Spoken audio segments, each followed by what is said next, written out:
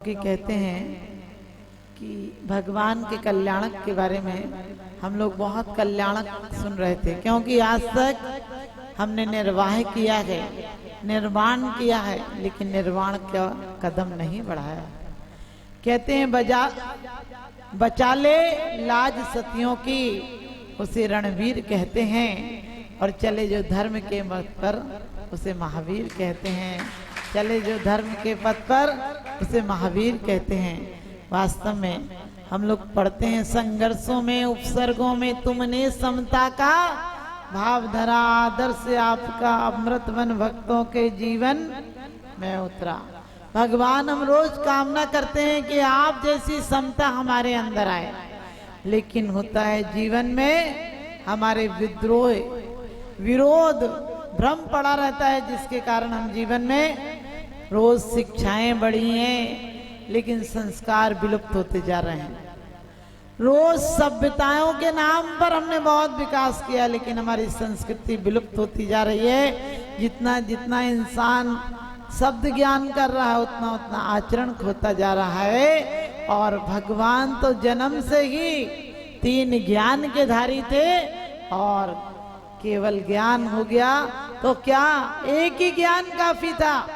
कोई जरूरी नहीं बच्चे 1 हो, 2 हो, 3 हो, लेकिन 1 हो तो तीर्थंकर जैसा एक भी काफी होता है। क्योंकि नारी नारी मत कहो, नारी नर की खान, और नारी से पैदा हुए तीर्थंकर भगवान, नारी से पैदा हुए तीर्थंकर भगवान। आज निर्वाण दिवस है। निर्वाण का नाम क्या है? जहाँ राग नहीं, द्वेष नहीं, मोह नहीं, कोई कर्मों का आवरण नहीं, विषाद नहीं, विद्वेष नहीं, कोई कलह नहीं, ईर्ष्या नहीं, उसी का नाम निर्वाण है।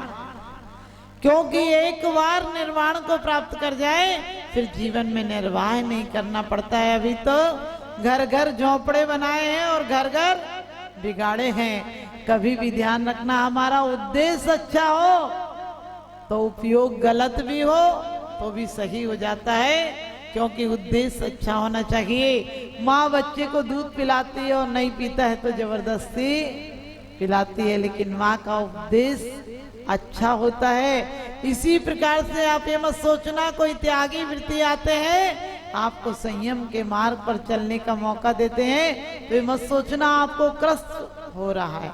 ये कष्ट भी कष्ट मुक्ति का कारण है। ये कष्ट जो आज तक भोगों में पड़े हो, ये उस पस की तरह है जो निकाल देगा तो तुम्हारे जन्म मरण के रोगों को ठीक कर देगा। क्योंकि आज तक हमने जीवन में विद्वेष, विरोध, विद्वेष में जियो, विरोध में जियो और बैर में जियो, लेकिन कभी स्वभाव में नहीं जियो। और हम रोज पढ़ते हैं, बैर महा दुखदाई है, यह बैर न बैर मिटाता है, यह बैर निरंतर प्राणी को भवसागर में भटकाता है, व्याकुल करके भटकाता है। कभी भी विद्वेष कब हो जाता है?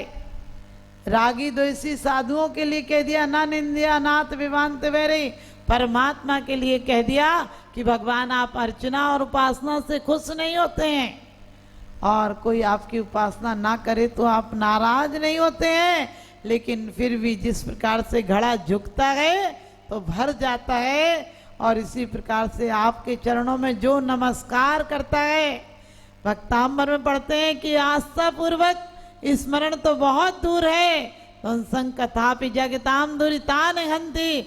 भगवान आपका तो नाम भी, आपकी तो कथा मात्र भी पापों को नष्ट कर देती है। और कल्याण मंदिर स्तोत्र में कहते हैं कि भगवान जब आप मेरे दिल में विराजमान हो तो पाप रूपी, कर्म रूपी चोर तो ऐसे भाग जाते हैं जैसे मालिक को देखते ही चुराने वाले चोर सामान छोड़कर भाग जाते हैं। और इतना ही नहीं, आपकी आराधना और उपासना तो उस प्रकार से हमारे दिल में शांति देती है, सुकून देती है। क्योंकि दुनिया में सुख तो ढूंढ सकते हो, लेकिन सुख शांति वाला नहीं मिल सकता है। जीवन में आज तक बहुत कुछ जोड़ा है, सुख जिसको कहा है वह सुखाभास था। वो रेत की दीवार थी जो ढह जाएगी, वो उजड़ते हुए बाजार थे, तुम्हारे बाजार लग भी नहीं पाते हैं कि उखड़ने का समय आ जाता है। तुम्हारे तंबू गढ़ भी नहीं पाते हैं कि समय पूरा हो जाता है। हम अपनी उम्मीदों में सोचते रहते हैं, आज नहीं तो कल, कल नहीं तो परसों। सिर्फ सन्यास और समाधि, इसका नाम है वर्तमान को परमात्मा से जोड़ना। और वो हर श्रावक जोड़ सकता है, श्रावक क्या त्रियंज भी जोड़ सकता है। और परमात्मा का स्मरण आ जाए तो नरक में जाने वाला भी आने वाले समय में परमात्मा हो सकता है। इसलिए कभी मत सोचो कि हम परमात्मा नहीं हो सकते हैं। परमात्मा संभावना है। जन्म मिलना कोई बड़ी बात नहीं, जन्म तो एक इंद्रिय को भी मिलता है। हम पार्श्वनाथ भगवान के पूर्व भव पढ़ते हैं, 10 भव तक जिसने वैर किया पीड़ाएं देकर मन माने। ध्यान रखना, पार्श्वनाथ का उद्देश्य, पार्श्वनाथ भगवान का उद्देश्य सही था और उसका उद्देश्य सही था। उपयोग भले ही बाहर से दिख रहा था कि वो तापसी बन गया था, लेकिन अंदर में कलेश चल रहा था, विरोध की भावना चल रही थी। और भाई के लिए हर आदमी हर अपराध को माफ कर सकता है, लेकिन पत्नी के प्रति कोई गलत नजरिया रखे उसको माफ नहीं कर सकता है। क्योंकि कहते हैं सबको हरा भरा रहने दो, सबको हरा भरा रहने दो, ये जीवन का सार है। और 2 शब्दों में जीत है भैया, 2 शब्दों में हार है। 2 शब्दों में जीत है भैया, 2 शब्दों में हार है। क्षमा भी 2 शब्दों से मिलकर बनता है और क्रोध भी 2 शब्दों में मिलकर बनता है। आजकल हमने सॉरी इतना हल्का शब्द समझ लिया क्षमा के लिए। जो क्षमा में ममता है, क्षमा में माँ है, और माँ ही क्षमा हो सकती है। माँ जैसी जिसमें क्षमा आ जाएगी वो दुनिया में उत्थान कर जाएगा, वो दुनिया में एक दिन परमात्मा बन जाएगा। क्योंकि माँ धर्मात्मा में भी है, माँ है, पुण्यात्मा में माँ है, और परमात्मा में भी माँ है। एक माँ होती है जो पैरों के आघात सहकर भी बच्चे को दूध की धार देती है, लाखों आशीर्वाद देती है। तुम कभी परदेश जाना, पत्नी कहेगी मेरे लिए ये ले आना, दोस्त कहेंगे मेरे लिए कोई गिफ्ट ले आना, बच्चे कहेंगे खिलौने ले आना, लेकिन माँ कहेगी अपना ख्याल रखना और समय से लौट कर आ जाना। तो हमारी जिनवाणी माँ कहती है कि बेटा बहुत भटक गया, अब समय से अपने कदम पीछे बढ़ा ले। बहुत कामनाओं और वासनाओं के जंजाल में तूने अपने बहुत कदम बढ़ा लिए। ध्यान रखना, आपके लक्ष्य को कोई दूर नहीं है। जितने कदम अंदर बढ़ाए उतने ही कदम पीछे हटा लो, बाहर आ जाओगे और बाहर स्वच्छ आकाश है। संयम का, निर्वाण का महोत्सव। निर्वाण मनाना नहीं है, ध्यान रखना। हम निर्वाण कल्याणक मना लेते हैं, बड़े बेईमान आदमी हैं। भगवान मोक्ष गए, हम लड्डू चढ़ा लेते हैं। अरे ये तो हमें अपनी कमी ढूंढने का दिन है, अपने आप में एक अफसोस प्रायश्चित का दिन है कि वो तिर गए और हम यहीं पड़े हैं।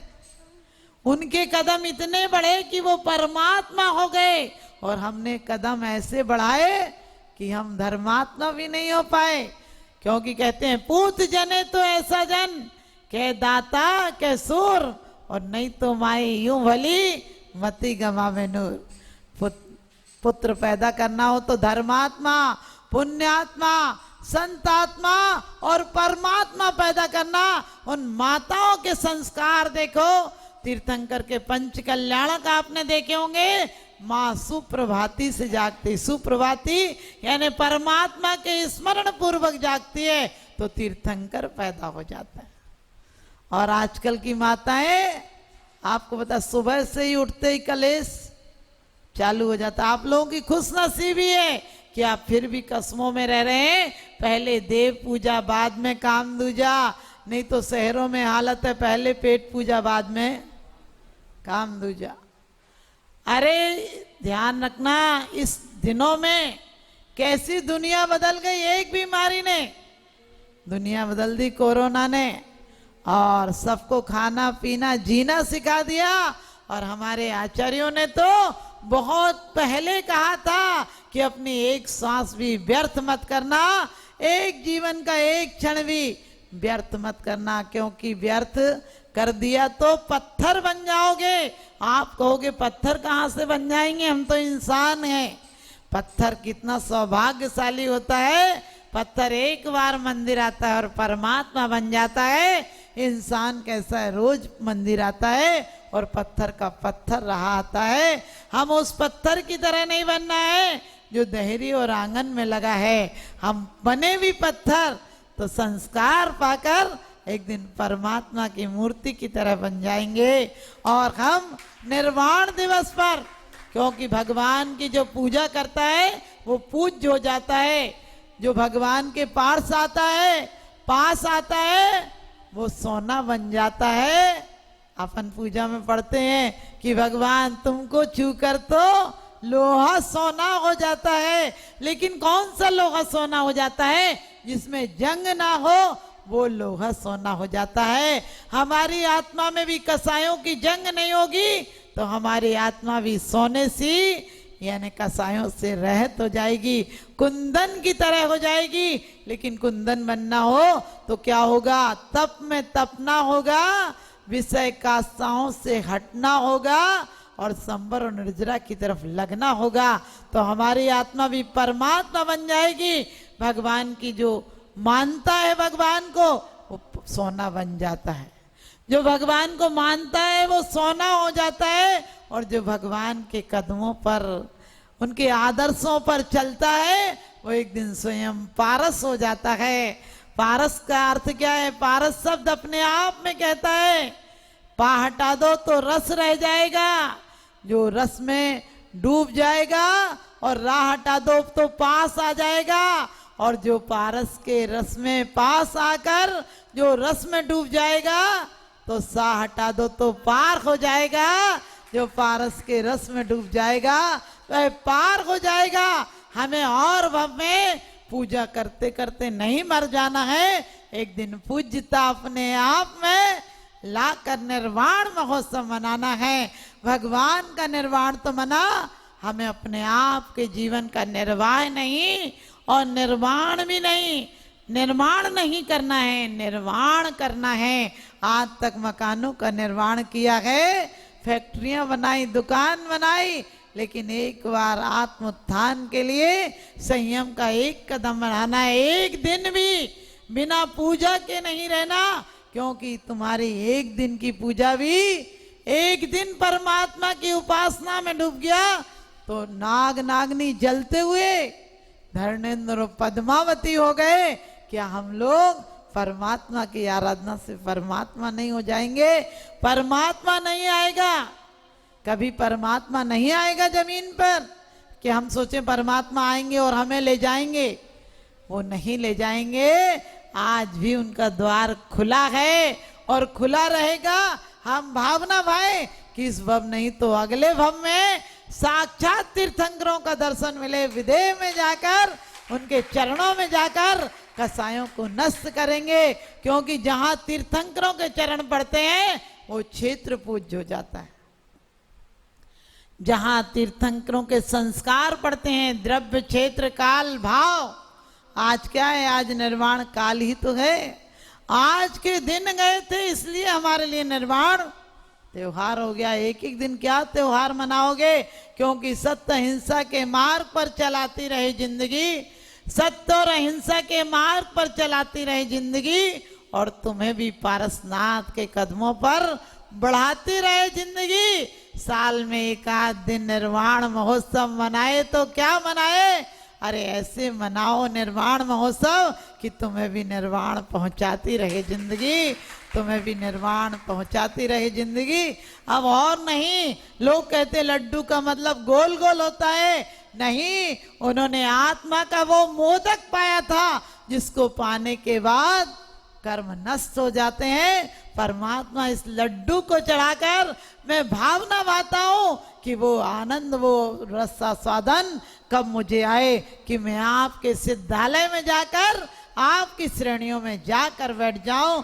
तो आप लोगों को आज के दिन यही भावना माना है कि परमात्मा जहां तुम्हारा जन्म हुआ था, जहां ऐसी संभावनाएं भी हो, जहां की जो जीव आने वाला हो उसके पहले ही बड़ी अच्छी एक ही भाव में बात कही कि भगवान आपको जब आना था तो ये धरती स्वर्णमय हो गई थी, और आपको यदि मैंने स्मरण में, आराधना और उपासना में ले लिया तो मेरी जमीन यानी मेरा दिल क्या लोहे का रह आएगा, मेरा दिल भी सोने सा हो जाएगा, भगवान कसायों से रहित हो जाएगा, और भगवान से कुछ नहीं चाहिए।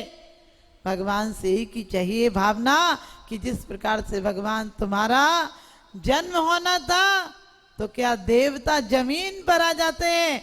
आपके घर में कोई का बच्चे का जन्म होना तो बेड रेस्ट पे और चली जाती माँ, आपका पहलवान पैदा होगा।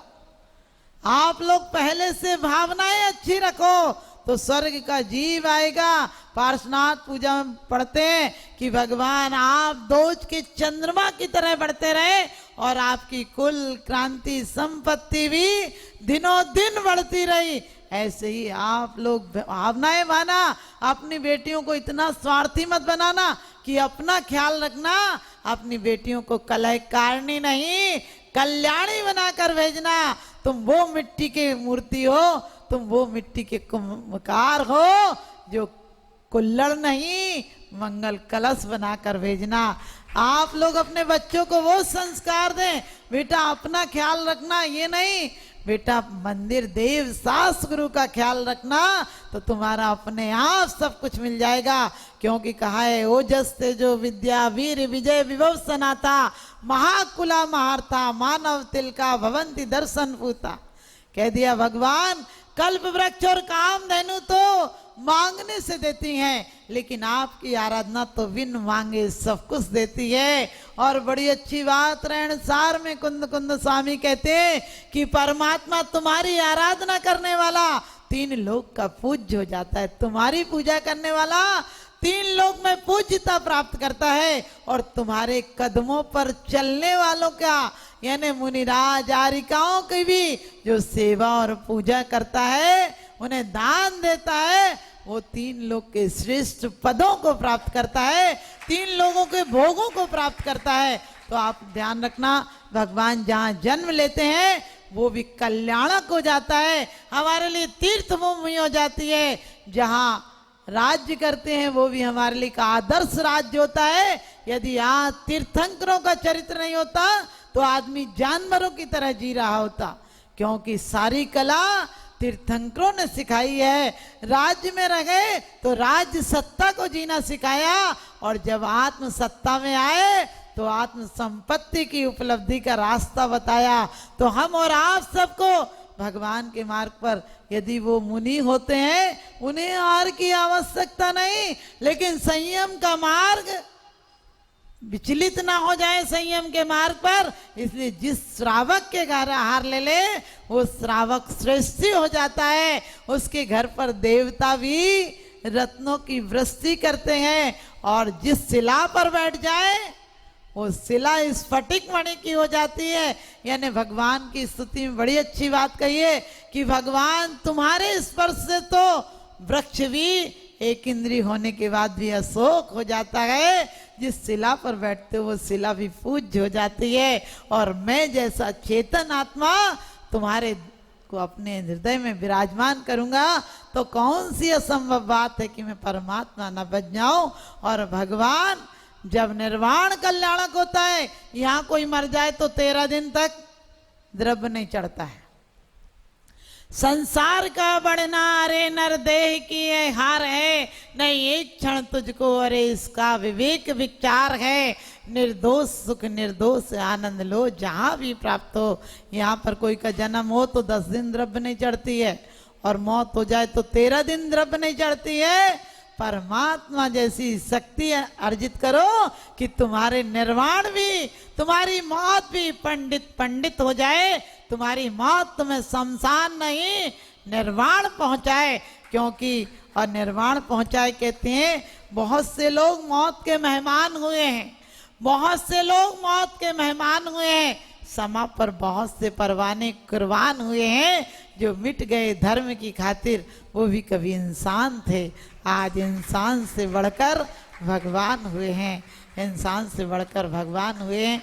तो भगवान जहाँ से मोक्ष गए, अंतिम यात्रा प्रारंभ की, अंतिम यात्रा की तरफ कदम बढ़ाए, वो भूमि की रज हम मस्तक पर लगाते हैं। संवेद शिखर हम चरण वंदना को जाते हैं कि भगवान धन्य हो वो क्षेत्र जो शासक क्षेत्र है, जहाँ पर हमेशा तीर्थंकरों का निर्वाण कल्याणक होता है। लेकिन इस वर्तमान युग में भी 20 तीर्थंकरों की निर्वाण स्थली है और उस भूमि को नमस्कार करते हैं, वहाँ की रज लगाते हैं।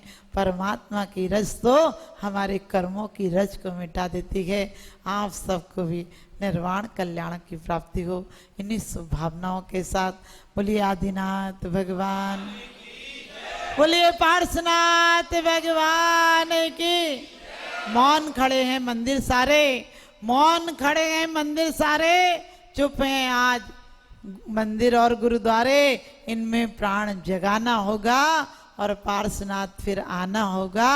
टूट चुका है धर्म का संबल, टूट चुका है धर्म का संबल।